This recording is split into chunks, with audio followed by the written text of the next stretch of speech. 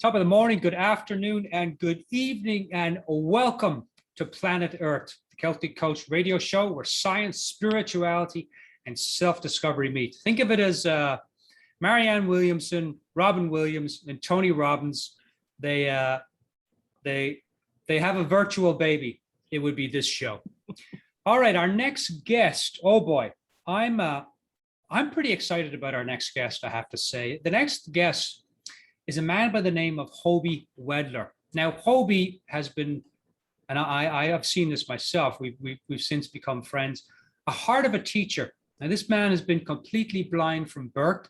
He's a chemist, an entrepreneur, and what they call a sensory expert, which we're going to talk a little bit about in the show today. Topic of our show is, I can do it. Most people say, I can't do it. We're going to talk about the distinction between I can do it and I can't do it. We're also going to be talking about not judging a book by its cover, which I'm sure Hoby has a lot of great stories to share on that one. Hoby's also a PhD, has a PhD in organic chemistry, got it from UC Davis in 2016. He's also founded a nonprofit organization. He leads annual chemistry camps for the blind and visually impaired. If that's not enough, this man has also developed what's called Tasting in the Dark, a blindfolded wine experience, and has collaborated and in collaboration with Francis Ford Coppola. He's also a motivational speaker, a mentor, an educator. And if we want to add something else to the bio, and this was the short version of the bio that I'm giving you right now, the now ex-president Barack Obama recognized Hoby's work over the years by naming him a champion of change for enhancing employment and education opportunities for people with disabilities. Please put your virtual hands together for our guest for this week on the Celtic Coach radio show, Mr. Hoby Wedler. Hoby, how are you, sir? Dermot, I'm doing great. Thank you for that very kind introduction. And boy, it's just an honor to be on your show and to be chatting with you today. I love what you do. I love how you think. And to be featured as a guest of yours is a humbling honor. Oh, thank you. Thank you, Hoby. I feel the same way. I feel the same way. When you hear that bio, do you ever think, who's that guy? Sometimes it's like, oh God, what have I gotten myself into? I've got my little fingers in so many things. Sometimes it makes me think, what am I doing? So yes, that feeling of, oh no, what am I really doing all this stuff still is like, yeah, sometimes that's overwhelming, but it's all good. Yeah, I mean, and like I wasn't joking when I told the audience, that's the short version. I had to go through it a bunch of times to say, okay, well, there's what do I put in and what do I leave out? I actually, I had a challenge because there was a lot more in there than what I shared. An even better way to introduce me is, hey, this is Hoby, some blind guy I met on the street, and I had him on because I didn't have anyone else to have on. Yeah, that's the truth. But hey, I don't want to, we have to kind of wrap it up just a little bit. We've since become friends. When I thought about having Hoby, I saw Hoby's TED Talk where he did this wine tasting. And I thought it was so interesting how he talked about sensory expert. I really quite find that fascinating. You and I are both educators, Hoby. We're both teachers. We're both coaches. And I find that fascinating that in all the world that I've traveled, I've never heard of a sensory expert. So I know we're going to talk about that. But before we get into all that, Hoby, my friend, would you mind just, I'd like the audience to get to know you a little bit. Absolutely. Would you mind sharing a little bit about your story? Now, you're completely blind. You have been since birth.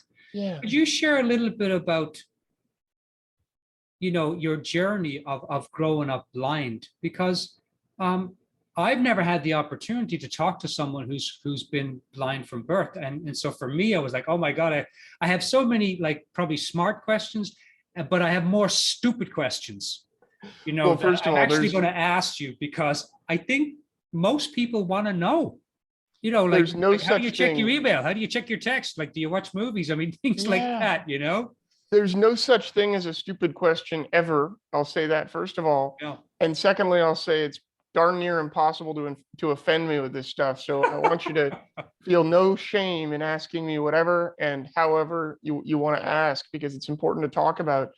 But as you said, yeah, I was born totally blind, and the world that we live in is kind of a sighted world. So a lot of people ask the how question, or the what was it like and how did you do it? And I'll tell you a story. The day I was born, my parents had no idea that there was going to be anything amiss or anything different about me. All the genetic tests came out clean, and I was born in '87, so we didn't have the what I call designer baby technology that we have now, so to speak. But they didn't know anything was different, and I was born, and the doctor immediately said, "Oh, wow, there's something wrong with his eyes." And to make a long story short, my parents realized in a matter of a few hours after I was born that I was blind, and I was going to be blind probably for the rest of my life. Now, they, like you, really hadn't spent any time with anyone who was completely blind. And I can't imagine what was running through their minds when they realized, oh my goodness, our son is totally blind. What are we going to do? We don't know anything about this. How are we going to deal with this? And I think it really hit them hard. For about 12 hours, when my mom decided it was time to pick up the phone and call her best friend, who she met in college. And best friend's name is Barb. And she picked up the phone and dialed, and Barb's husband, Steve, answered the line. And, Terry said, yeah, my mom, Terry, said, oh, our son was born, but he's blind. And Steve's response was very concerned. Oh, no. Oh, what are we going to do? How are we going to deal with this? And this is the time before cell phones. So Barb couldn't hear the conversation, and she really likes to know what's happening when things are happening that seem of particular interest. And she grabbed the phone out of Steve's hand and said, what's happening? What's going on? And my mom said, well, yeah, Hoby was born, but he's blind. And Barb's immediate response was, oh my God, that's such a relief. I thought he was dead based on the way Steve was reacting. Blind, we can deal with. So if I ever write a book, it's going to be called It's Better to Be Blind Than Dead. Yeah, I like that. But the reason, Dermot, that Barb had that attitude is that she had grown up with a blind man in her life who was a dear, dear friend of her father's best friend. They were both psychology professors in Arizona. And Barb's family friend, who was blind, was the one who they would call when they needed anyone handy in the house.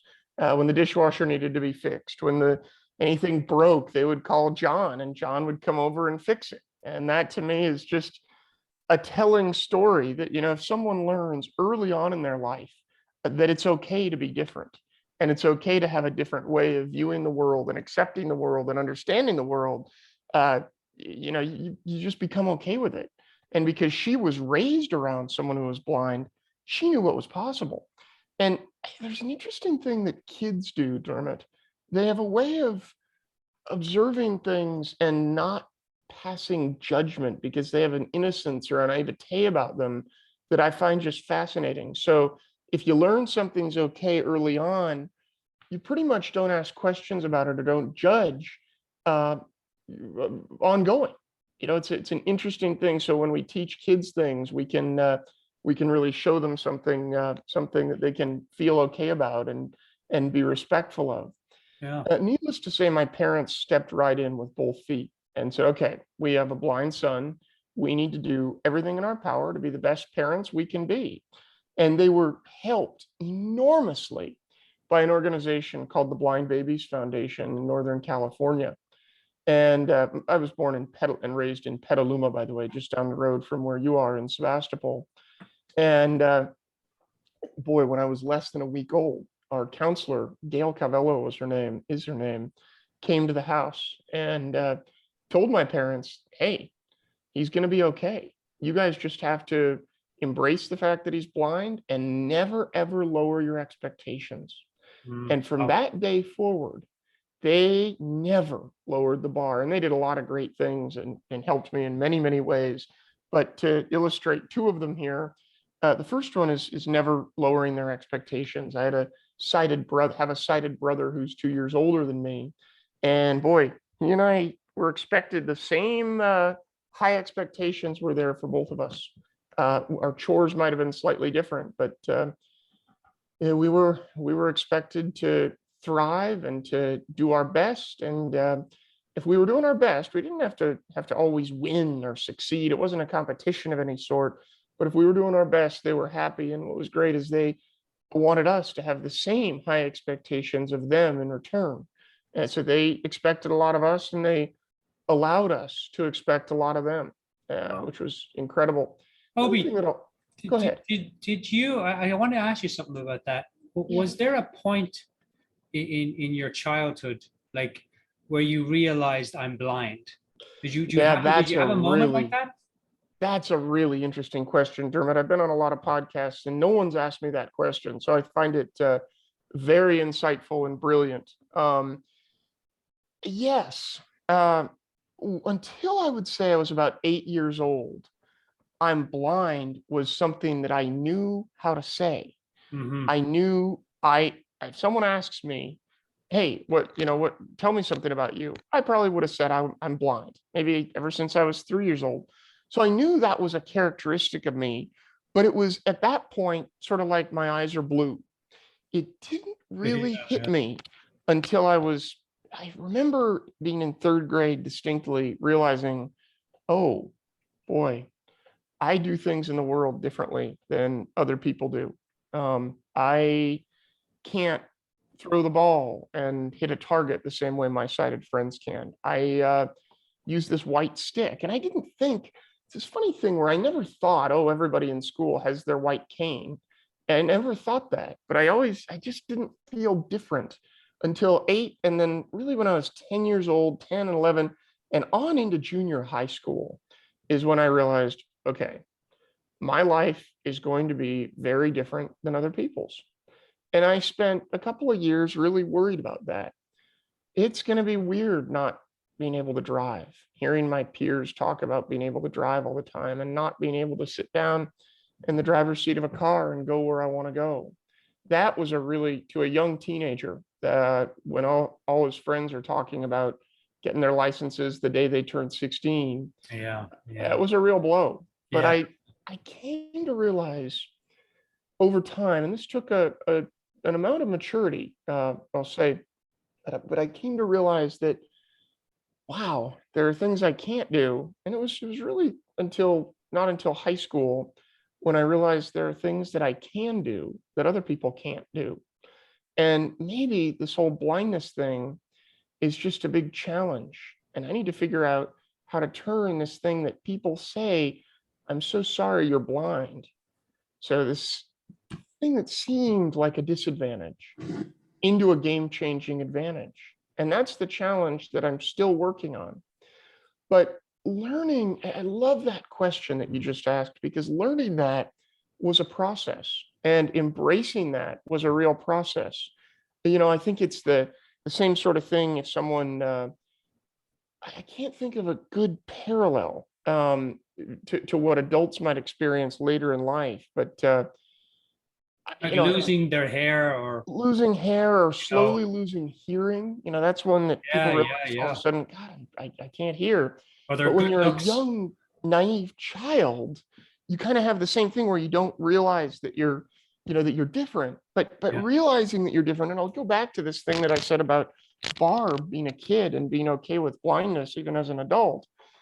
You kind of are okay with it. It sucks that you can't drive and you might feel some depression around it, but you're kind of okay with it because you were born that way and it's not a big change. I work as chairman of the board of the Earl Baum Center of the Blind, and you and I both know that's a blindness training organization, in blindness skills training organization, right between Santa Rosa and Sebastopol. And one of the reasons I serve on that board, and I'm so honored to serve that organization, is because we primarily serve people who are new to sight loss kind of later in life. We serve a lot of seniors who are going blind and losing their eyesight and terrified of it due to a multitude of things, like macular degeneration is probably the primary cause, but then you've got diabetes, you've got glaucoma, you've got all sorts of things that can add up later in life and eventually take away eyesight. But our trainers show them that it's okay to be blind, and they transform their lives into something that they didn't think possible. And my goal as a board member is to show as many people as we can as an organization that there is life beyond blindness. Yeah. And blindness isn't a lifelong detrimental problem. It's a nuisance for sure. Oh, Yeah. It's a terrible little nuisance. like poverty. It's a little like poverty. It's an inconvenience. Yeah, perhaps, but poverty is a changeable one. Yeah. In some ways. Hoby, let me ask you this though, because I do want to ask a question around that. So when you were going through that experience of starting to realize in high school that, hey, my life is going to be different. Did you have a moment at all where you got pissed off or angry? Hey, why Yes. me? Why should I not have Yes. sight and driving many a car? many moments like that. And not pissed off to the point of I need to not live anymore or anything like that, but just temporary frustration. I remember walking through my junior high school, trying to get from class to class quickly, and Petaluma Junior High School is on a hill, and there are a lot of covered pathways, and those covers are held up by poles, big thick pillars. And I remember, God, about half a dozen times just walking so fast. My white cane that I use, typically I find pillars and obstacles with it before I find them with my body. Yeah. But just trying to move from class to class and being new to, I had a one-on-one assistant or aide in elementary school, and I deliberately did not want that aide to continue with me or any aide to continue with me to high school because I wanted the challenge of doing it myself. Wow. And I would bash my head into these poles walking at about 5 miles an hour, and I'd hear the pole ringing and, because of the impact, and then my head would start to hurt. And I would just, my blindness would make me so mad as I just writhed with anger. Just, this is not fun. This is annoying. Why am I having to deal with this when, my peers are running through the poles with no issue and not even paying any thought to what would this be like if I couldn't see? So yes, to answer your question, there are a lot of instances where that blindness would just plain irritate me. And there are still times when it's just like, God damn it, why am I blind? It eats away at you. Pardon my expression there, but those times are definitely there. But the times of happiness and understanding what I can do in the world because I'm blind far outweigh those annoyances. Yeah. Now, by the way, I think we all sometimes wake up a little depressed, and have to overcome that and shake that depression off. So I'm not human. I'm not saying I'm perfect and I'm happy all the time, but I would say that my blindness is not, and I'm not a depressed person. I don't want you to get the wrong idea, but my blindness doesn't make me mad anymore. It just irritates me. Yeah. I'll tell you the most annoying two things are not being able to drive, which may be overcomable, or in 2022 now, that might be overcomable with, driverless cars sometime. Yeah. Not necessarily counting on it.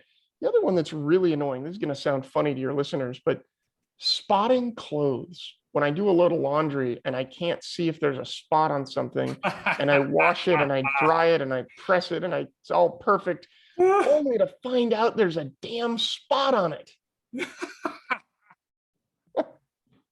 It sounds pithy and small, but I'll tell you that the annoyance factor is huge. Yeah. Now you've never put your whites in with your colors, gotten a pink shirt, and then went out in it, and someone said, "Hoby, the shirt's pink. It's not white." I probably have. What's the silliest thing that you've done? Like being blind, what's the silliest thing you think you've done? Gosh. Yeah. I think we all do. We all make silly mistakes. And, oh yeah, daily. One of the things that comes to my mind right now is I was over at a friend's house in college, and my friends told me they had cats, and I kind of didn't think about it. I said, okay, you have cats. I went to sit down on their sofa and didn't think to reach under me and see if there was a cat. So I ended up sitting right down on their cat. That was embarrassing.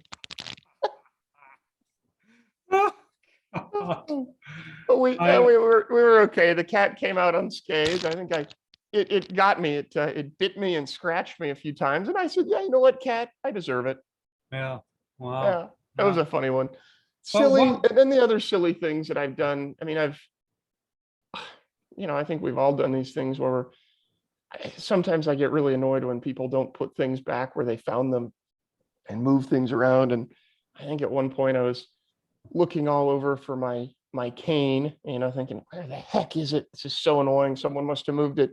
And only to find out that I had my cane right in my hand as I was searching for my cane. Oh yeah, I do that. We with all my do that. glasses. Yeah. Yeah. So do you now getting around your house? Do you memorize where everything is? Oh Like, how do you yeah, and get that's around your just house? because I was born blind. That's just how I do things. So it's not a big deal, to remember where things are and take those things into consideration as I live my life and do life. Might want to go grab it, Justin. Sorry.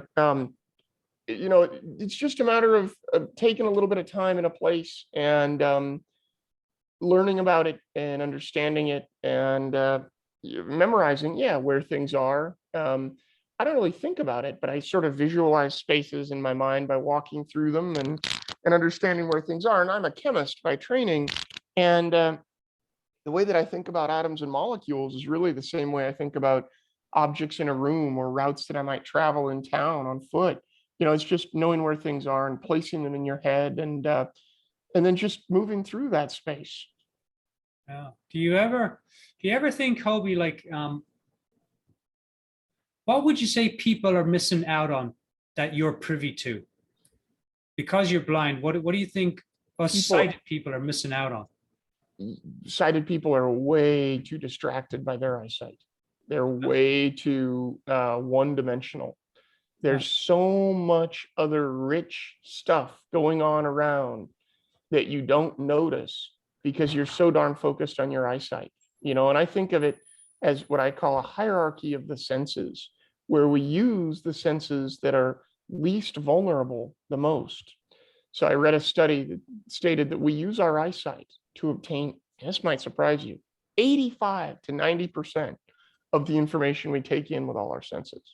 Wow. So that means we're using eyesight to get 85 to 90% of our surroundings, which means that we have 4 additional perfectly good senses to take in we're using only to take in 10 to 15% of the information we live and breathe every day, which is not a lot. And I think the reason we do that is because eyesight is frankly so easy to use. It's just something that we don't even need to think about. You don't need to be near something to see it. You can look up in the sky and look at the moon. You can drive your car with all the windows and doors closed and not get in a wreck, right? You don't need to be near something to notice it necessarily. I think the next least vulnerable sense is hearing. You need to be closer to things to hear them, but you still don't need to be right next to them. Touch is a very vulnerable sense because we have to be close enough to something to put our hand on it. Like I just did the table that I'm sitting at or the counter that I'm sitting at and feel it. And taste and smell are by far the most vulnerable senses that I think people pay attention to the least, because to taste something or smell it, we literally have to embody it and make it a part of us. And that's scary to a lot of people. Oh, wow. And so, and see, I find it fascinating that you've taken what I suppose some people would call a disability. You've taken being blind from birth and you've made a business out of it. A quite successful business. Can you talk a little bit about how did the idea of that come about? Like, how do you go from, well, okay, I'm blind. Yeah. Did you have an epiphany where you said, well, I'm going to make a business out of this? Like, I'll tell you where it all started. No. I'll tell you where it all started, Dermot. It's a great story. Just to tail back a little bit on something I said earlier. What I would advise all your listeners to do, and anyone who finds this show interesting, is just try focusing on your other senses more. Listen to what you hear in the room that you're sitting in. I hear a refrigerator. I hear a clock ticking. I hear it pouring down rain outside because I'm sitting in Tennessee, not at home in Petaluma right now. I'm visiting a friend, and we just got this amazing rainstorm that just roared over the house. What do you smell? Open your door. Smell outside. Experience those other sensory inputs that we don't normally pay attention to. What I find with a lot of people that I work with is that that's calming, first and foremost, and stress relieving. And it enriches people's lives and overall experiences so much. Just try that as you go. Now I'll revert back to your question of how did I realize blindness might be an advantage? It took a while. I fell in love with chemistry based on a high school chemistry instructor. I had an honors chemistry instructor who was, she thought, oh, there's no harm in letting Hoby take the test to see if he places into honors chemistry. And I think I caught her a little off guard when I got one of the high scores on the placement test. And she kind of had to figure out how to how to let me in and accommodate me. And we did it together. We were a great team, and we found an assistant who would be my eyes in the laboratory and be a reader and a scribe for my answers on exams and certain problem sets. So it worked out fine. But I would always, this instructor would tell the class, you know, chemistry is often thought of as a prerequisite that is boring, that maybe you don't want to do. And I just inspire all of you and challenge you to think of chemistry as something more than a prerequisite. Think of it as something that you can study long term. We live it, we breathe it. It's what we eat, it's what we drink, it's what we walk on. So get excited about chemistry. Take a lot of chemistry classes. And I loved chemistry. So I would talk to her privately and say, you know, I'm one of the students, probably one of the few that really loves chemistry and wants to take it seriously in college. And she said, you know, Hoby, I'm sorry to tell you, but I think chemistry is very visual. I think it's something where you really need your eyesight to be successful, because we look at things, we look at color changes, and we, you know, I don't know if it would be safe for you. So I don't know if it's a practical thing for you to pursue chemistry further. And I thought, well, gosh, I know there's something I can tell her that will change your mind, because I don't believe that that's true.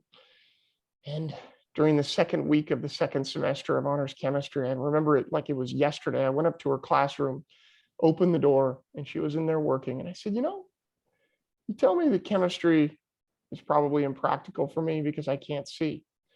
But I have to tell you that nobody can see atoms. Chemistry is a cerebral science. Wow. And she was taken back then and became an ally and a supporter and someone who motivated me to go to college and study chemistry and earn my PhD in chemistry and all this.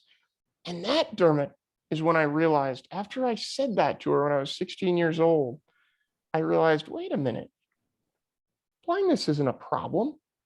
Blindness isn't something that's going to hold me aback from what I want to do. What can we do with it that other people can't do? Nobody can see atoms. I'd been making soups for my parents. That was one of my chores. I would make soup to the tune of 5 or 6 gallons at a time. My birthday present when I was 10 years old was a 10-gallon soup pot, which assisted them much more than me when I would use it to make them soups. But I would make soups, and then we would freeze them in fairly small quantities, and they'd take them to work for lunch. It's a healthy lunch option. That's when I got really excited about tasting things and smelling things and putting flavors together and making things come out that are just delicious and fun. And boy, oh boy, I got out of college and realized that I wanted to do something with my way of seeing the world that was different than other people. Chemistry was, I wanted to teach chemistry, but after teaching a lot of chemistry as a graduate student, I had the honor of teaching chemistry, and I realized, boy, oh boy, teaching chemistry is something that really, I have to make my lectures less accessible to me in order to make them more accessible with all sorts of visuals and video animations and these things, and more accessible to my students. But I got this ability to understand the world and think about it differently than my sighted peers. And I approached a childhood friend of mine. He and I had been talking about starting a business together, and we ended up coming together and realizing that my way of seeing the world and understanding it, particularly from the sense of food and beverage, was different. And I'd been doing all this work for Francis Ford Coppola and realized that I can help people in a big way with making their products go from being very good to being even better. Then we can further take my view of the world as a blind person and extend it out and extrapolate it out into other areas. How do things feel in automobiles? How does the glass on your smartphone feel? How does the jacket that you bought at the high-end fashion store smell? How does it feel? How does the cloth sound when you lift your arm and rustle the jacket around? You see, these things are things that I think about a lot on a daily basis. And I thought, what if I can show designers how I think and take their visual sense of design and complement it with my non-visual sense? How can I take something that people see as a disadvantage and turn it into a business where I solve problems using my intuition and my sense of the world that they don't necessarily have? And that's how my consultancy grew. And that's really, I'm an entrepreneur. I've got a few companies now, and and a few different things that I do. I also have a creative and marketing agency that I'm a partner at called SensePoint. And really, entrepreneurship in the hardest root of it is problem solving. And by coming in and providing my unique outlook on things that people are dealing with, we're able, and a lot of my chemistry knowledge as well, to be honest, I find that we're able to solve problems. And problem solving, Dermot, is what I've had to do as a blind person since day one to survive in the sight and to thrive. I don't want to say survive, but to thrive in the sighted world. And if we can take that sense of solving a problem and coming up with a solution that not only helps me, but helps everyone, it's how we can run a business. That's incredible. I love the words that when you say I have a different outlook, and I'm thinking he has a different in look.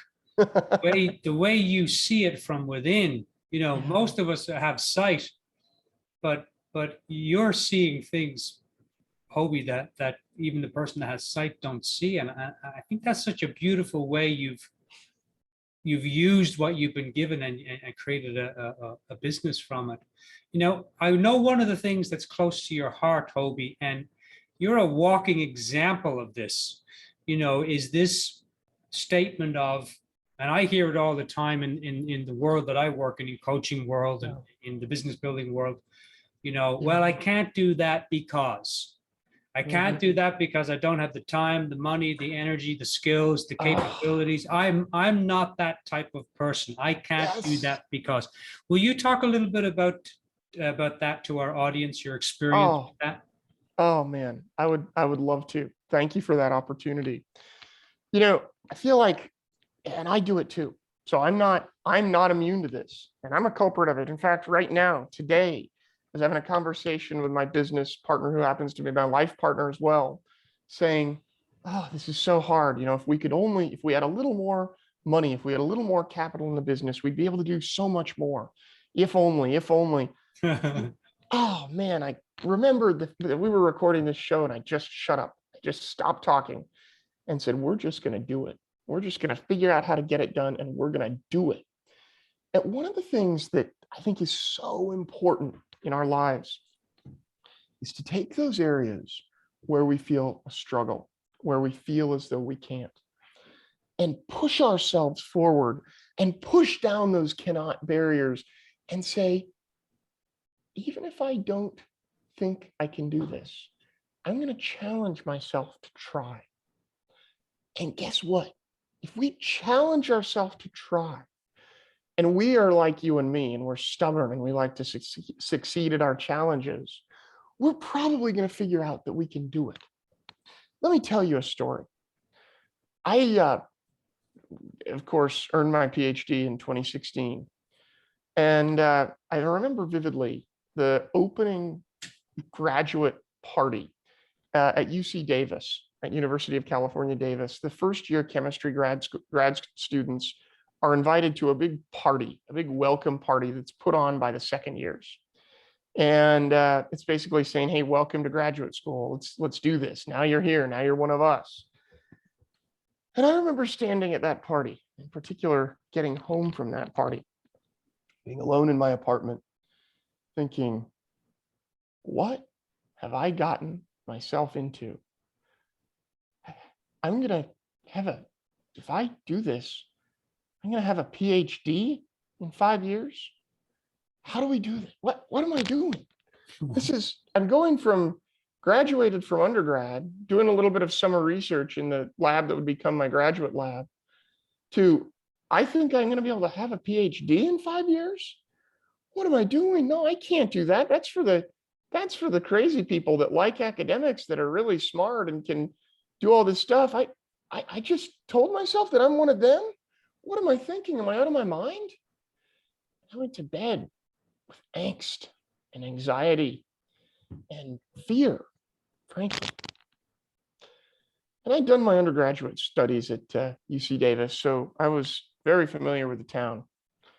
I got up the next morning, got a cup of coffee at my favorite cafe, sat outside with a scone and my coffee, and said, Hoby, I talk to myself, and I do this a lot. I said, what's the worst that can happen? It doesn't work out. You end up not getting your PhD. Is that a big problem? No. So how am I going to do this? Well, you're going to do it like you've done everything else in life. I talked to my inner self and said, how have I done everything else in life? I don't know how to do this. And I thought, and I wasn't smart enough to have this exact dialogue, but I thought, hey, just go get through the first day. Get through the first day of graduate classes. Okay, I can do that. Saturday went to Sunday. Okay, made it through that day. Still the weekend. Monday morning came around and I went to my classes. Oh, I did this in undergraduate. That wasn't so bad. Get through the first week. Get through the first problem set, the midterm, the final. Okay, now that first quarter of classes is done. Rinse and repeat until research really hits hard. And it's time for the qualifying exam when people can ask you questions about anything, so on and so forth. You realize, what are we doing here? We look in front of us sometimes and we see a mountain and we think, I can't climb a mountain. I'm not a mountaineer. But you know what I can do is I can climb up steps. So I like to put steps in mountains and break big challenges into bite-sized pieces. And if you think you can't, if you think, oh, this guy on this show is talking about being able to smell things and understand the world and, use his blindness as an advantage, I can't do that. That's for other people to do. You can do it. You can if you think of one thing right now, challenge everyone, including yourself, challenge all the listeners. In the next 30 days, think of one thing, and I'm challenging myself to do this too. Think of one thing that you normally would say, I can't do that. That's not something in my wheelhouse. And give it a try. Don't tell yourself, I'm going to do this and I'm going to win and I'm going to be tough about it. Just try to do one thing that seems really challenging for you and see how it goes. How good will you feel when you succeed at that challenge? One of the main reasons I like challenging myself is I love the feeling of success. The feeling of failure is not fun, but if we get up off the seated position once we fail, and if we get knocked down a little bit, we get right back up and we try again, because that success feels so sweet. And I'll tell you the thing that I'm gonna try doing that I haven't really done much of, that I need to do more of, and that is, I need to, in my life, take more risks of just doing things that I wouldn't normally do physically. So standing up on the bow of a boat and jumping off, something like that, or standing on a tippy surface that feels like something where I'm going to lose my balance. I know I won't. Just do it. Just take those physical challenges. I don't necessarily know what they are yet, but something of that sort. I want to just think of something that scares you a little bit. You'd say, oh, that's not something I would do. Give it a try. Yeah, that's beautiful, Hoby. I am, one of the greatest things that I ever learned, in terms of stretching, Not like, so you know, the way a lot of motivational speakers, they say, everything you want is outside of your comfort zone. You got to get out of your comfort zone. Yeah. And I like to think that everything is inside my comfort zone, but that I can lean up against the edge of that, you know, instead of, because I noticed when I'm out of my comfort zone, it's pretty scary, and I tend to be quite closed down. Yes. I can just lean against it. Yes. You know, is what I hear you saying. Yes. That seems to be more doable, more practical, more actionable, you know, than saying, okay, you got to break out of your zone and you got to just, you know, go for it and just jump out of the plane. Take a I don't know how many bite-sized people. challenge. Yeah. Boy, you know, I do a lot of work at a blindness training camp called Enchanted Hills Camp, run by the Lighthouse for the Blind of San Francisco. And camp has a lot of big hills and a lot of crazy hiking that people can do. We offer kids horseback riding, archery, and all these things that maybe they wouldn't normally do. And the way that I chalk it up at camp is that we provide people with a safe place to feel uncomfortable. And that's what I think we all need to do for ourselves, is find a safe place where we know that if we fail, what's the worst thing that can happen? If you answer that question and you're okay with the worst thing that can happen, then just do it. Just try it. And if you know what the worst thing, if you know what rock bottom is, and you can accept that, take that challenge and put yourself in a safe place that feels uncomfortable. I love that. I wrote that down. A safe place to feel uncomfortable. That's gold dust. All right, and Hoby. you know, Dermot, when you and I met, I just want to hint at something. You told me all about your walk across the country, and how at times it was just overbearing and hard and almost so challenging. But was it always a matter of leaning against that comfort zone to get through it? It was, Hoby, because it was, you know, somebody said to me, you're walking across America. How are you going to do that? And sheepishly, I would say, well, one step at a time. Yep. That's the only way I can do it, you know? And so that's how I did it. But, you know, I had many meltdowns, you know, like quite a few meltdowns. And that's what makes us all stronger. Yeah. But it always came back to the one step at a time. No matter how many meltdowns I had, as long as I got back up, you know, failure to me is just not getting back up. Oh, it is. You know, I think that's the soul crusher. You know, it's not the fact that we fail. No. Hey, I want to shift energetic gears for a moment, because I want to be the advocate for the listeners, and I want to be the voice for the listeners. And so I want to ask you some questions, Hoby, that I think most people, if they were in my shoes, they might ask you. Sure. So we'll go through them kind of in bullet form. Yeah. So you say you don't have a driver's license, but have you actually ever driven a car? That's a great question, and I love it. I have, in a very large parking lot near Lake Tahoe. I got the experience of sitting behind the wheel and driving forward and then reversing and driving forward and reversing. And it was an incredible experience. I'll tell you, one of my life dreams, though, is to go out to Utah and drive the salt flats. I want to feel that. I want to feel that energy. Oh, that's fun. That's fun. Yeah, I'm thinking of the movie Scent of a Woman, where yes, he drives the Ferrari or whatever. I love it. He's telling him, go left, go right. That was a fantastic movie. So, all right. So you have driven a car, but we won't be sharing this with any police, so you're all good. Thank you. How do you check? Like when I text you, I think to myself, how is he checking his text? He doesn't even know that he has a text, and how does he then check it?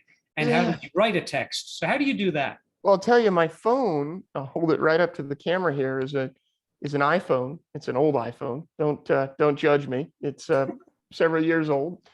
The reason I have an old iPhone is because I like to have a headphone jack. I don't like this business of one plug gets you your headphones and your charger and everything. And the iPhone, and I commend Apple for this, I really do, is one of the most out-of-the-box accessible devices When you buy an iPhone and you turn it on for the first time, it actually talks to you. And you have to decide to turn off the feature that talks to you. So my phone speaks aloud. Oh, So it's 4:50 p.m. because I'm on the East Coast. Friday, July 8th.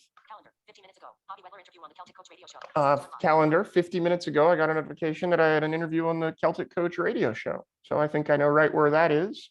And that's how I check email and check text messages, is my phone reads to me.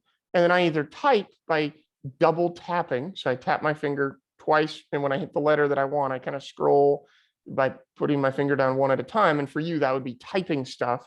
But for me, that's just saying the letter. And then when I hit the one I want, I double tap it and it enters into the message.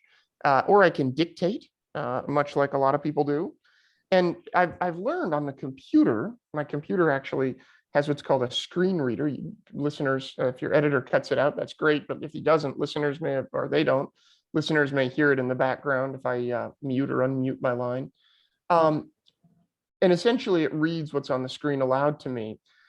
They'll tell you that you don't need to see to type, and that's true. I'm a faster typer than most of my sighted friends because I have to keep my keys on the home row and navigate from there. So that's wild. How do you pick out your clothes in the morning? How do you decide what you're going to wear? You know, I have first of all, I'm not much of a fashionista, but I also have a wardrobe that can kind of match with itself, and I go through every month or so and pick out anything that's looking a little long in the tooth, so to speak. And I have a sighted partner who I live with, but I don't rely on him for everything. That's for sure. I do a lot. I do everything independently, but oftentimes I'll ask if the color combo works, and he can answer me and let me know. Or there's plenty of applications now, some free and some paid. One that I use a lot is called Be My Eyes, where you can actually call volunteer assistants using the back camera on your iPhone or using, their app, and get that visual assistance on the back camera of your phone and figure out if clothes colors match. Wow. It's a great tool.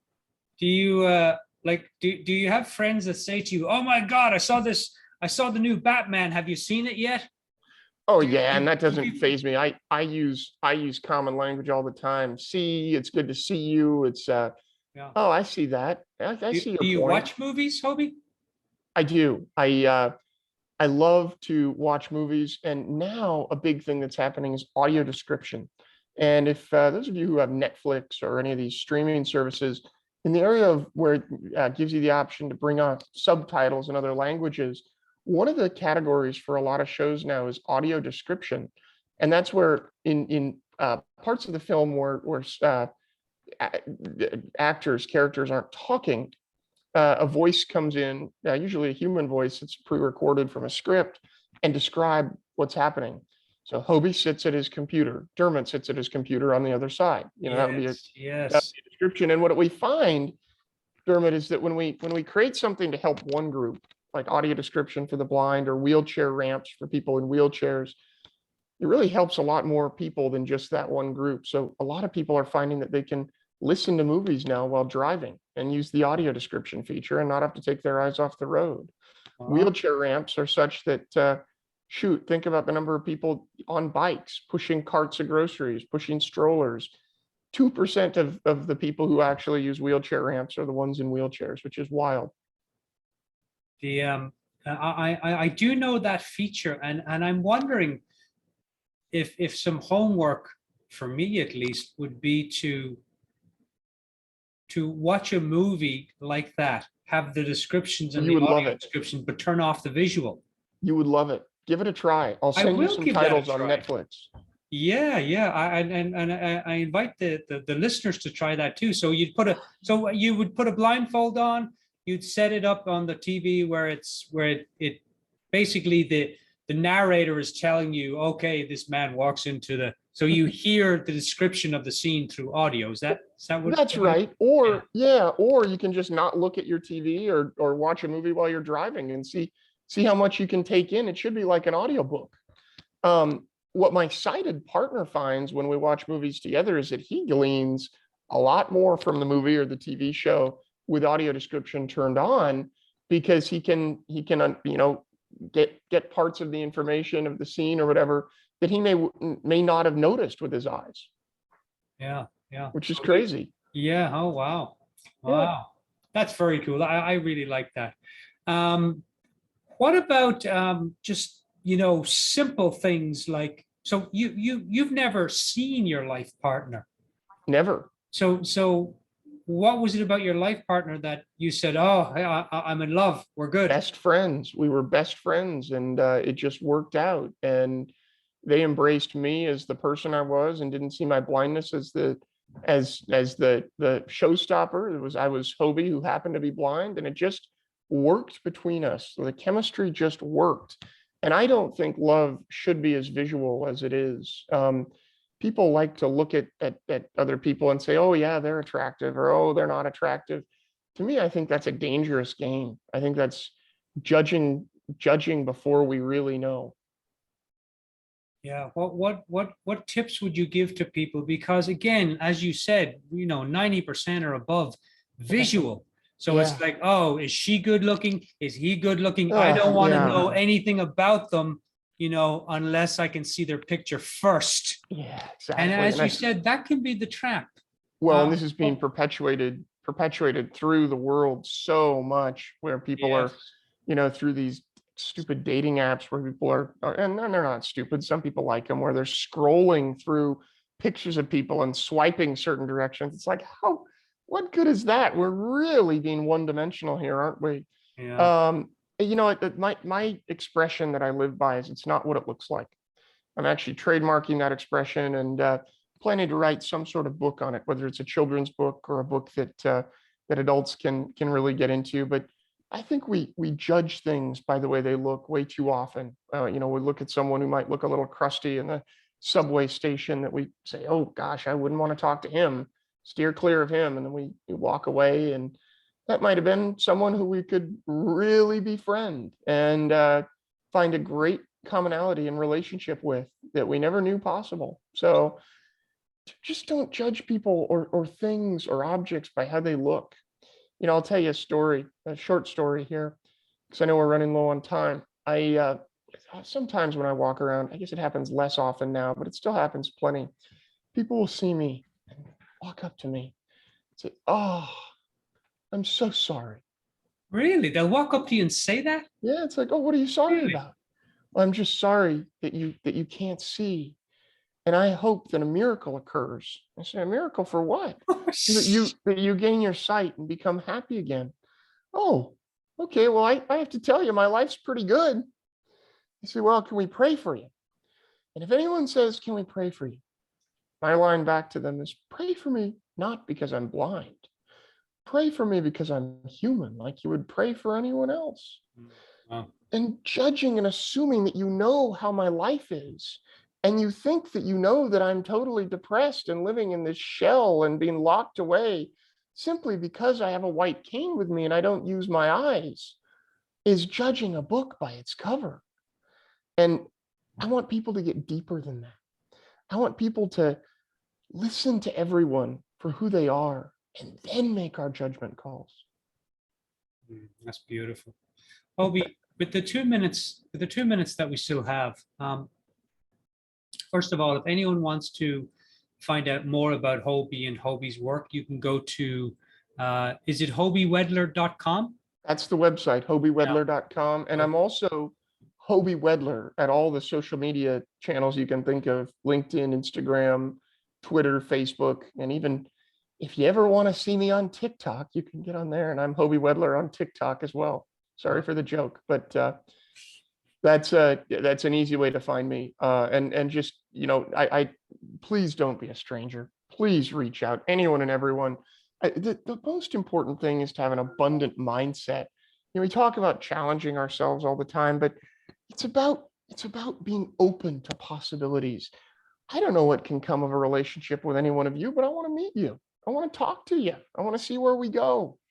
Email me, Hoby, Hoby, at hobywedler.com, or reach out on the website or any of the social platforms. And don't be afraid to reach out.